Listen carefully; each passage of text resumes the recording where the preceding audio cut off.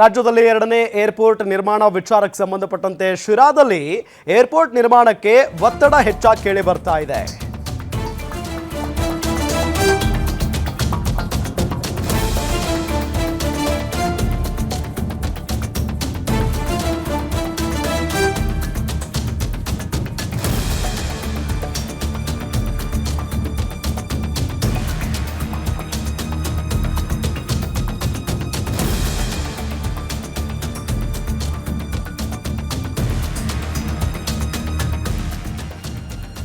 ಶಿರಾದಲ್ಲಿ airport ಮಾಡಬೇಕು ಅನ್ನೋದು TB.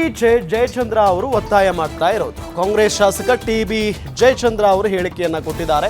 ರಾಜ್ಯದಲ್ಲಿ ಎರಡನೇ ಏರ್ಪೋರ್ಟ್ ನಿರ್ಮಾಣ ವಿಚಾರಕ್ಕೆ ಸಂಬಂಧಪಟ್ಟಂತೆ ಶಿರಾದಲ್ಲಿ ಏರ್ಪೋರ್ಟ್ ನಿರ್ಮಾಣಕ್ಕೆ ಒತ್ತಡ ಹೇರುವಂತ ಪ್ರಯತ್ನ ಇಲ್ಲಿ ಟಿ.ಬಿ. ಜಯಚಂದ್ರ ಅವರ ಕಡೆಯಿಂದ ಕಾಂಗ್ರೆಸ್ ಶಾಸಕರು ಮುಂದೆ ಬೆಂಗಳೂರಲ್ಲಿ ಜನಸಂಖ್ಯೆ ಹೆಚ್ಚಾಗುತ್ತೆ, ಶಿರಾ ಅತಿ ವೇಗವಾಗಿ ಅಭಿವೃದ್ಧಿ ಆಗ್ತಾ ಇದೆ, ಇನ್ನು ಅಗ್ರಿಕಲ್ಚರ್ ಎಕ್ಸ್ಪೋರ್ಟ್ಗೆ ಇದು ಅನುಕೂಲ ಆಗಲಿದೆ, ಹೀಗಾಗಿ ಶಿರಾದಲ್ಲಿ ಏರ್ಪೋರ್ಟ್ ನಿರ್ಮಾಣ ಉತ್ತಮವಾಗಿರುತ್ತೆ, ಅಲ್ಲೇ ಮಾಡೋದು ಒಳ್ಳೆಯದು ಅನ್ನೋ ನಿಟ್ಟಿನಲ್ಲಿ ಕಾಂಗ್ರೆಸ್ ಶಾಸಕ ಟಿ.ಬಿ. ಜಯಚಂದ್ರ ಅವರು ಹೇಳಿಕೆಯನ್ನ ಕೊಟ್ಟಿದ್ದಾರೆ. ನೋಡಿ, ನಾನು ಈಗಾಗಲೇ ಹೇಳಿದ ಹಾಗೆ ಕಾಂಗ್ರೆಸ್ನಲ್ಲೇ ಸಿಕ್ಕಾಪಟ್ಟೆ ಫೈಟ್ ನಡೀತಾ ಇರೋದು ಈ ಏರ್ಪೋರ್ಟ್ ನಿರ್ಮಾಣ ವಿಚಾರಕ್ಕೆ ಸಂಬಂಧಪಟ್ಟಂತೆ. ಈಗಾಗಲೇ ಎಐ ಟೀಮ್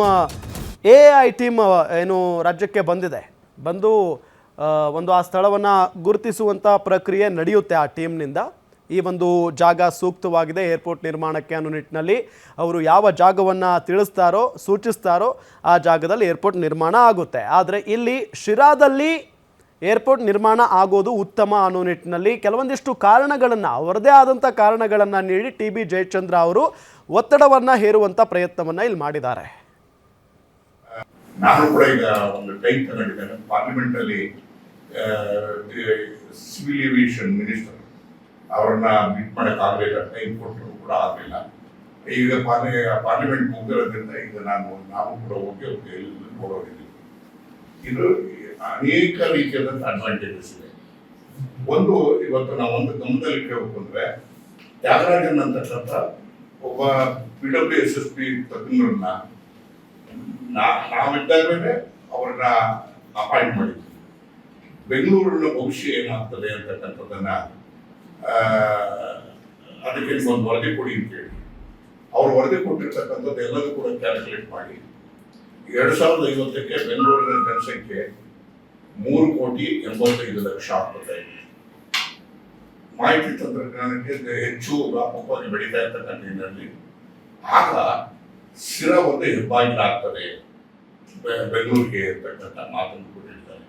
ನಾನು ಕೂಡ ಈಗ ಒಂದು ಟೈಮ್ ತಗೊಂಡಿದ್ದೇನೆ ಪಾರ್ಲಿಮೆಂಟಲ್ಲಿ ಸಿವಿಲ್ ಏವಿಯೇಷನ್ ಮಿನಿಸ್ಟರ್ ಅವರನ್ನ ಮೀಟ್ ಮಾಡೋಕ್ಕಾಗಲಿಲ್ಲ, ಟೈಮ್ ಕೊಟ್ಟರು ಕೂಡ ಆಗಲಿಲ್ಲ. ಈಗ ಪಾರ್ಲಿಮೆಂಟ್ ಮುಗಿದಿರೋದ್ರಿಂದ ಈಗ ನಾವು ಕೂಡ ಹೋಗಿ ನೋಡೋದಿಲ್ಲ. ಇದು ಅನೇಕ ರೀತಿಯಾದಂಥ ಅಡ್ವಾಂಟೇಜಸ್ ಇದೆ. ಒಂದು ಇವತ್ತು ನಾವು ಒಂದು ಗಮನದಲ್ಲಿ ಇಟ್ಕೋಬೇಕು ಅಂದ್ರೆ, ಇದು ಶಿರಾದಲ್ಲಿ ಆಗಬೇಕು ಅನ್ನೋದು ಟಿ.ಬಿ. ಜಯಚಂದ್ರ ಅವರು ಒತ್ತಾಯ. ಇನ್ನು